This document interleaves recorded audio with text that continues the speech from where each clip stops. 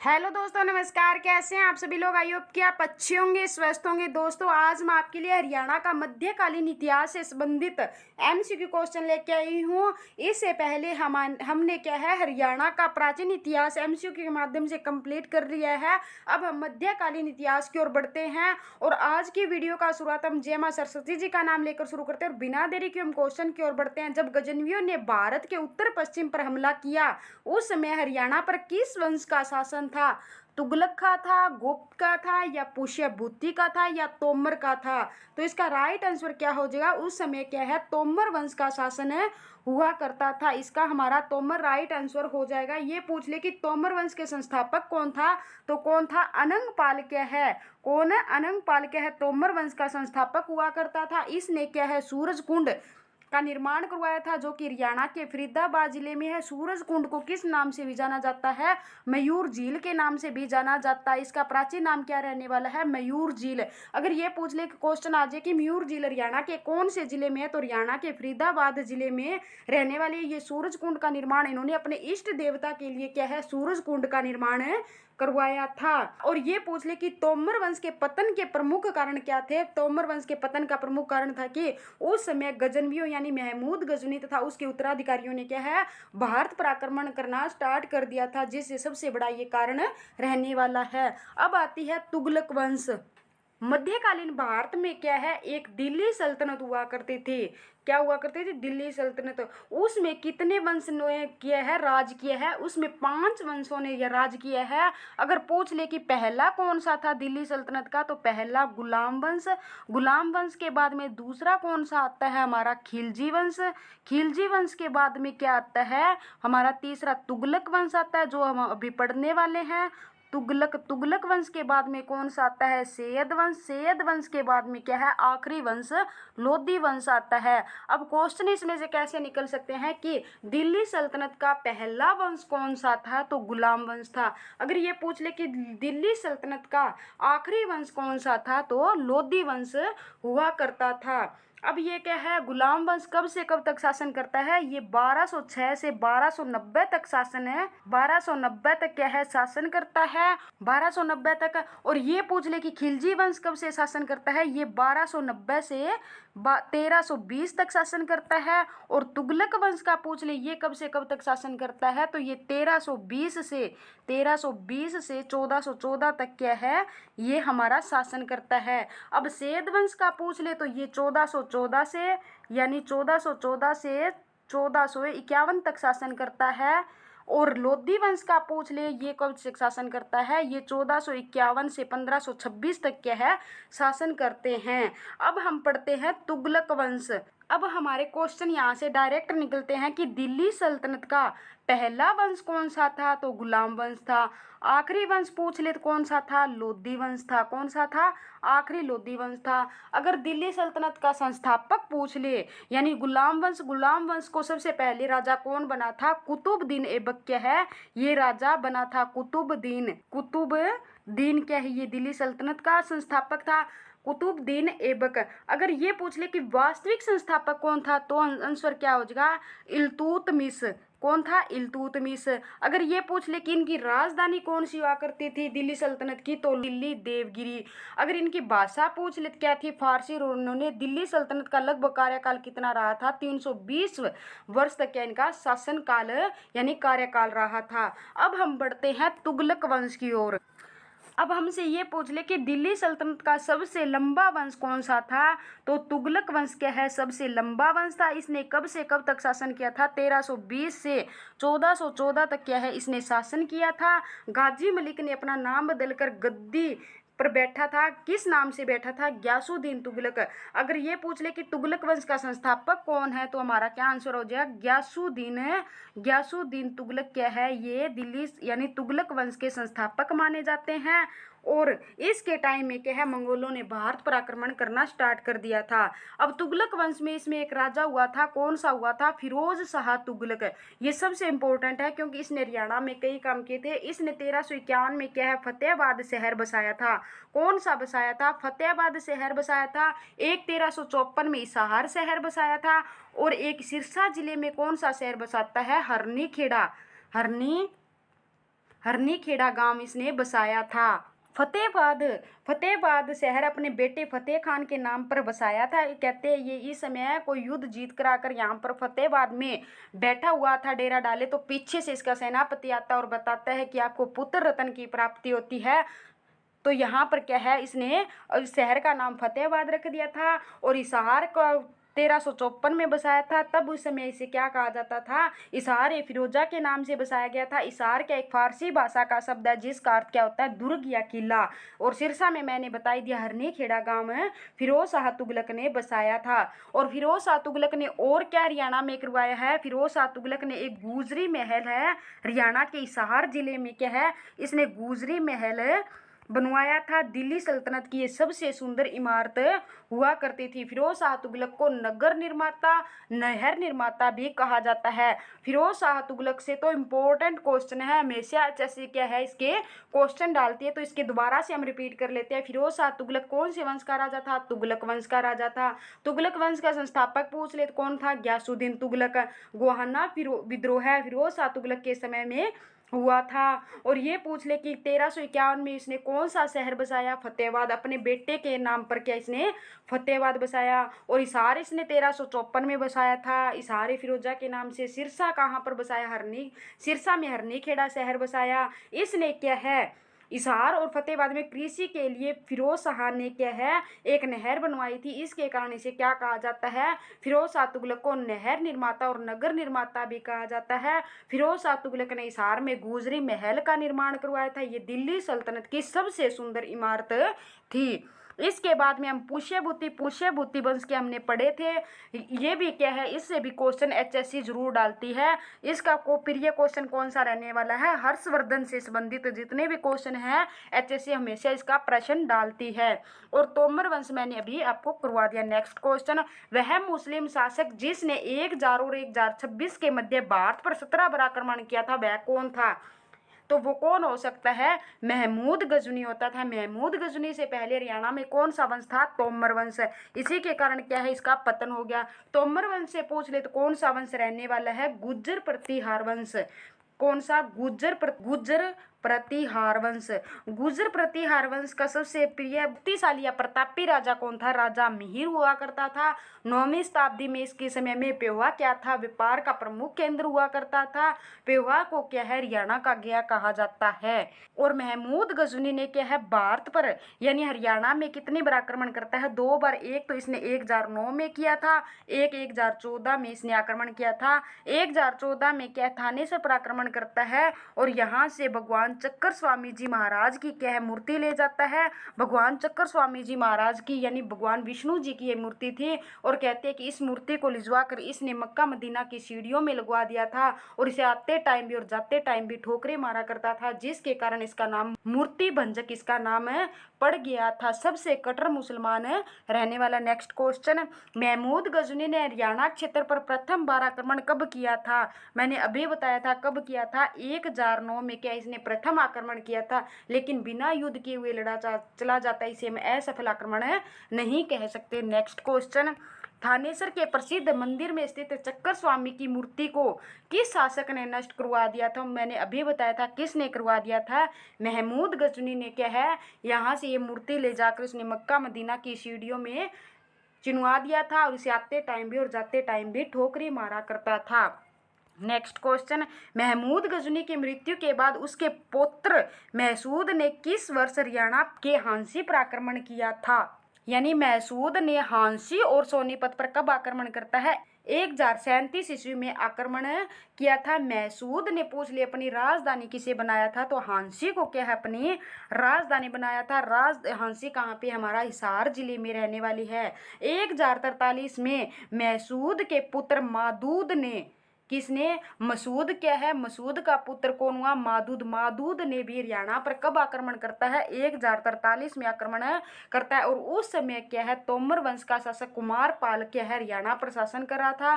कुमार पाल की मदद चौहानों ने की और इस युद्ध में मादूद की हार हो जाती है। नेक्स्ट क्वेश्चन, मादूद ने हरियाणा पर कब आक्रमण किया था? मैंने अभी बताया था। ये किसका पुत्र था? तो मसूद का पुत्र था। कौन से वंश का राजा था ये गजनी वंश का राजा रहने वाला है। और इसने कब आक्रमण किया था हरियाणा पर? 1043 में। उस समय किसका शासन हुआ करता था? तो कुमार पाल का क्या है हरियाणा में शासन हुआ करता था। नेक्स्ट क्वेश्चन, तोमर शासक अनंगपाल द्वितीय का शासन काल था, यानी तोमर वंश का शासन काल कौन सा रहने वाला है? तो 1051 से 1081 तक क्या है तोमर शासक अनंगपाल द्वितीय का शासन काल रहने वाला है। अनंगपाल को क्या किस नाम से भी जाना जाता है? सूरजमल के नाम से भी इनको जाना जाता है। इन्होंने सूरजकुंड झील का निर्माण करवाया था, जो कि इनका इष्ट भगवान देवता सूर्य था, उसको समर्पित स्मृति में क्या इन्होंने फरीदाबाद में सूरजकुंड का निर्माण करवाया। सूरजकुंड का प्राचीन नाम क्या था? मयूर झील था। नेक्स्ट क्वेश्चन, तोमर वंश के पतन के बाद किस शक्तिशाली वंश का उदय हुआ था? तो चौहान वंश का, यानी तुगलक वंश का, लोधी वंश का, या इनमें से कोई नहीं। तो इसका राइट आंसर क्या हो जाए? चौहान वंश में क्या है? तोमर वंश के बाद में क्या है? गजनी वंश भी क्या है हरियाणा में क्या है शासन करके, लेकिन इन्होंने क्या शासन नहीं किया था। ये क्या है सिर्फ धन लूट कर चले जाते थे। और शासन कौन करते हैं तोमर वंश के बाद में? तो चौहान वंश क्या है इसका राइट आंसर हो जाएगा। शक्तिशाली शासक यानी वंश रहने वाला है। नेक्स्ट क्वेश्चन, अजमेर के चौहान शासक अर्णोराज किस वर्ष महाराजा धीराज परमेश्वर श्री की उपाधि धारण कर अपनी सेना के साथ हरियाणा की ओर बढ़े थे? तो कब बढ़े थे? 1139 में बढ़े थे। नेक्स्ट क्वेश्चन, चौहान नरेश विग्रहराज चतुर्थ ने तोमर शासकों को पराजित कर किस दुर्ग पर अधिकार कर लिया था? दिल्ली, हांसी, या ए और बी यानी दोनों, या इनमें से कोई नहीं। तो इसका राइट आंसर हमारा क्या हो जाएगा? दिल्ली और हांसी पर क्या है तोमर वंश शासकों को पराजित कर चौहान नरेश विग्रहराज चतुर्थ थे, उन्होंने अधिकार इस पर कर लिया था। दिल्ली और हांसी इसका राइट आंसर हो जाएगा। नेक्स्ट क्वेश्चन, इतिहासकार दशरथ शर्मा के अनुसार बदानक वंश के शासकों का संबंध किस जाति से था? यूची जाति से, अहीर जाति से, या सिथियान जाति से, या इनमें से कोई नहीं। तो किस जाति से हुआ करते थे ये बदानक वंश? तो अहीर जाति से हुआ करते थे। नेक्स्ट क्वेश्चन, वर्तमान में हरियाणा में कौन से क्षेत्र बदानकों के क्षेत्र के रूप में जाने जाते हैं? रेवाड़ी व भिवानी, यानी अहीर जाति जो कि राव थे ना उनके बारे में बोला गया। तो ये रेवाड़ी और भिवानी के रूप में यानी क्षेत्र के रूप में जाने जाते हैं। नेक्स्ट क्वेश्चन, 1182 ईस्वी में चौहान वंश के शासक के आक्रमण के बाद बदानकों की शक्ति समाप्त हो गई थी। किस शासक के? सोमेश्वर, या अमरगांगे, या पृथ्वीराज तृतीय, या विग्रहराज चतुर्थ? तो इसका राइट आंसर क्या हो जाएगा? पृथ्वीराज तृतीय के बाद क्या है बदानकों शक्ति समाप्त हो गई थी। चंदेल वंश के राजा परमपाल की शक्ति कम हो गई थी। जब पृथ्वीराज चौहान ने क्या है 1182 में आक्रमण किया था, तब चंदेल वंश के राजा परमपाल की क्या है शक्ति कम हो गई थी। नेक्स्ट क्वेश्चन, किस वर्ष मोहम्मद गोरी ने हरियाणा क्षेत्र पर आक्रमण कर दिया था? 1098 में, 1091 में, 1175 में, या 1206 में? तो इसका राइट आंसर क्या हो जाएगा? 1191 में। क्वेश्चन हमें ये पूछ ले कि मोहम्मद गोरी कौन से वंश का राजा था? तो गौर वंश का राजा हुआ करता था। ये कब से कब तक राजा रहता है? ये 1173 से 1206 तक क्या है ये राजा रहता है। मोहम्मद गोरी के दो गुलाम थे, कुतुबुद्दीन और बख्तियार खिलजी ये इनके दो गुलाम हुआ करते थे। 1175 में मोहम्मद गोरी ने पहला आक्रमण किया था। मोहम्मद गोरी मुल्तान तक ही पहुंचा, मुल्तान की आम जनता से पिट कर क्या है वापस आ जाता है। और दूसरा आक्रमण क्या है ये 1178 में करता है। कहाँ पर करता है? पाटन गुजरात पर आक्रमण करता। और उस समय गुजरात का राजा पूछ रहे तो कौन था? भीम द्वितीय हुआ करता था। मोहम्मद गोरी जैसे ही गुजरात के भीम द्वितीय ने क्या उसे कैद कर लिया था और यहाँ फंस गया और 6 महीने तक क्या है कैद में रहा था। और 1191 में क्या है तराइन की क्या है मोहम्मद गोरी ने हरियाणा के क्षेत्र पर आक्रमण कर दिया था। और कहाँ पर करता है? तराइन की पहली लड़ाई कब होती है? 1191 में होती है। एक तरफ तो इसमें क्या है, मोहम्मद गोरी, और दूसरी तरफ कौन था? पृथ्वीराज चौहान था। और साथ में ही पृथ्वी राजा यानी चौहान के साथ कनौज का राजा भी आ जाता है। इसमें कौन? मोहम्मद गोरी तो क्या है, हार जाता है, और पृथ्वीराज चौहान इसमें क्या है, जीत जाते हैं। और इस लड़ाई में क्या है, मोहम्मद गोरी को घोड़े से उतार कर पीटा गया। इस लड़ाई में पृथ्वीराज चौहान जीत जाता है। और मोहम्मद गोरी, इस लड़ाई में मोहम्मद गोरी का गुलाम बख्तियार आया हुआ था, उसने ही क्या है, मोहम्मद गोरी की जान बचाई थी। और ये पूछ ले कि तराइन का द्वितीय युद्ध कब होता है? तो 1192 में क्या है, तराइन का द्वितीय युद्ध होता है। ये भी किन किन के बीच में होता है? ये मोहम्मद गोरी और पृथ्वीराज चौहान के बीच में होता है। अब की बार क्या होता है, जो जयचंद राजा यानी कनौज का राजा हुआ करता था, वो पहले तो पृथ्वीराज चौहान के साथ लड़ रहा था, लेकिन सेकंड युद्ध में किसके साथ में आ जाता है? राजा जयचंद मोहम्मद गोरी के साथ में आ जाता है। और ये दोनों जीत जाते हैं और पृथ्वीराज चौहान हार जाता है। नेक्स्ट क्वेश्चन, तरावड़ी में लड़े गए प्रथम युद्ध में किसकी विजय होती है? तो प्रथम युद्ध में किसकी होती है? पृथ्वीराज चौहान की होती है, क्योंकि इसमें इसका साथ किसने दिया था? जयपाल ने दिया था। ये कहाँ का शासक था? ये कनौज का शासक हुआ करता था। और गोरी की क्या है, इसमें हार हो जाती है। और सेकंड युद्ध में किसकी होती है? गोरी की जीत होती है। तराइन के प्रथम युद्ध में हरियाणा के किस राजा ने गोरी को पीछे हटने पर मजबूर कर दिया था? तो पृथ्वीराज चौहान का साथ भी क्या है, कौन दे रहा था? गोविंद राय भी क्या है, प्रथम युद्ध में जो कि हरियाणा से था, इसने क्या है, साथ दिया था। तो पृथ्वीराज चौहान के साथ में कौन कौन हो जाते हैं प्रथम युद्ध में? गोविंद राय और जयपाल और कौन था? स्वयं पृथ्वीराज चौहान। ये तीनों क्या है, मोहम्मद गोरी के साथ में युद्ध करते हैं और जीत जाते हैं। और मोहम्मद गोरी क्या अकेला होता है, इसमें हार जाता है। तो इसका राइट आंसर क्या हो जाएगा? गोविंद राय। नेक्स्ट क्वेश्चन, तराइन की दूसरी लड़ाई में किसकी हार के बाद अग्रोहा का क्षेत्र किसी मुस्लिम शासक के अधीन चला गया था? पृथ्वीराज प्रथम, पृथ्वीराज द्वितीय, पृथ्वीराज तृतीय या पृथ्वीराज चतुर्थ? नेक्स्ट क्वेश्चन, गुलाम या दास वंश की स्थापना किसने की थी? तो मैंने अभी बताया था किसने की थी, यानी कुतुबुद्दीन ऐबक ने क्या है, गुलाम वंश या दास वंश की स्थापना की थी। ये दिल्ली सल्तनत का पहला वंश था। कुतुबुद्दीन ऐबक को दिल्ली सल्तनत का संस्थापक भी माना जाता है। ये कब से लेकर कब तक गुलाम वंश का शासनकाल रहता है? तो ये 1206 से 1290 तक कौन सा शासनकाल यानी कौन सा वंश राज करता है? तो गुलाम वंश या दास वंश काम करता है। और कुतुबुद्दीन ऐबक को क्या कहा जाता है? लाख बख्श भी कहा जाता है, कुरान खां भी कहा जाता है, हातिम टू भी कहा जाता है। जब ये गद्दी पर बैठा तो इसकी राजधानी कौन सी हुआ करती थी? तो लोहार इसकी राजधानी हुआ करती थी। 2.5 दिन की झोंपड़े की इमारत का निर्माण पूछ ले किसने करवाया था?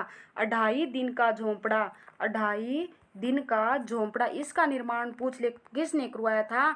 तो कुतुबुद्दीन ऐबक ने करवाया था। ये इमारत पूछ ले कहाँ पे है? तो अजमेर में रहने वाली है। और ये पूछ ले कि कुतुब मीनार का निर्माण सिर्फ शुरू किसने करवाया, यानी पूरी नहीं बनवाई? ये महरौली जो कि दिल्ली में है, अपने गुरु की याद में शुरू करवाई गई थी। इनके गुरु का नाम सूफी संत ख्वाजा कुतुबुद्दीन बख्तियार काकी क्या है, इनका नाम हुआ करता था। इनकी याद में इसने क्या है, कुतुब मीनार का सिर्फ निर्माण शुरू करवाया था। और कुतुबुद्दीन ऐबक की मृत्यु चौगान खेलते हुए घोड़े से गिर कर क्या है 1210 में इनकी मृत्यु हो जाती है। इसके बाद में इसका बेटा आराम सा गद्दी पर बैठता है। अब ये पूछ ले, रजिया सुल्तान से भी क्वेश्चन पूछे जाते हैं। रजिया बलबन ने सबसे पहले कौन से गोपालगिरी का किले का निर्माण किसने करवाया था? गोपालगिरी के किले का निर्माण जो कि गोपाल से क्या हो जाएगा, गै से गोपाल और गै से क्या है गुरुग्राम, ये गुरुग्राम में इसने बलबन ने क्या इसका निर्माण करवाया था। रजिया सुल्तान पूछ ले, ये कौन से इसकी शासिका रहने वाली है? तो ये गुलाम वंश या दास वंश की क्या है, शासिका रहने वाली है। और रजिया सुल्तान के पिता का नाम पूछ ले क्या था? इल्तुतमिश हुआ करता था। और रजिया सुल्तान कब से लेकर कब तक शासन करती है?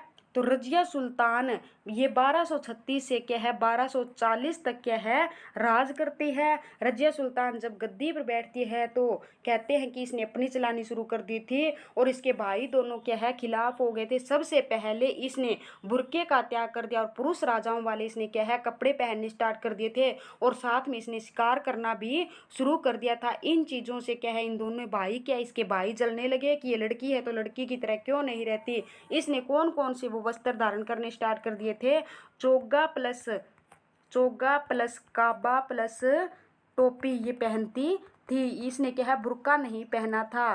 तो इसका ये कौन से वंश की थी, इल्तुतमिश की बेटी थी, गुलाम वंश की शासिका थी। ये दिल्ली सल्तनत की आखिरी और प्रथम महिला मुस्लिम शासिका रहने वाली है। और रजिया सुल्तान का मकबरा पूछ ले हरियाणा के कौन से ज़िले में है, तो हरियाणा के कैथल ज़िले में क्या है 1240 में इसको मरवा दिया जाता है। तो यानी ये प्रीवियस ईयर क्वेश्चन रहने वाला है कि रजिया सुल्तान का मकबरा हरियाणा के कौन से ज़िले में है, तो हरियाणा के कैथल ज़िले में है। नेक्स्ट क्वेश्चन है गजनी के शासक यल्दोज ने हरियाणा पर किसके शासनकाल में आक्रमण कर दिया था, तो किसके समय में कर दिया था, इल्तुतमिश के समय में क्या है आक्रमण कर दिया था। 1215 ईस्वी में क्या तराइन का तीसरा युद्ध होता है। प्रथम तो पूछ ले तो 1191 में, सेकंड पूछ ले तो 1192 में और तीसरा पूछ ले तो 1215 में क्या है तराइन का तीसरा युद्ध होता है। इसमें इल्तुतमिश के साथ यल्दोज और कुबाचा लड़ेंगे। इसमें इल्तुतमिश विजयी रहा, यल्दोज और कुबाचा क्या है हार जाते हैं। और इसी टाइम पे क्या है चंगेज खान ने भी भारत पर आक्रमण करना स्टार्ट कर दिया था। और मासूद का बेटा कौन था, मादूद ने क्या है 1043 ईस्वी में क्या है हरियाणा पर आक्रमण कर देता है। और उस समय तोमर वंश का शासक यानी कुमार पाल हुआ करता था। और 1037 में कौन कर देता है, मसूद ने क्या है हरियाणा के हांसी और सोनीपत पर आक्रमण कर दिया था। इसने क्या हांसी को राजधानी बना लिया था। नेक्स्ट क्वेश्चन इल्तुतमिश के शासनकाल में कितने इक्तों का उल्लेख मिलता है, तो कितने इक्तों का उल्लेख मिलता है, हमें 7 इक्तों का उल्लेख मिलता है। थैंक यू दोस्तों, नेक्स्ट पार्ट के साथ फिर मिलते हैं। धन्यवाद, गुड बाय।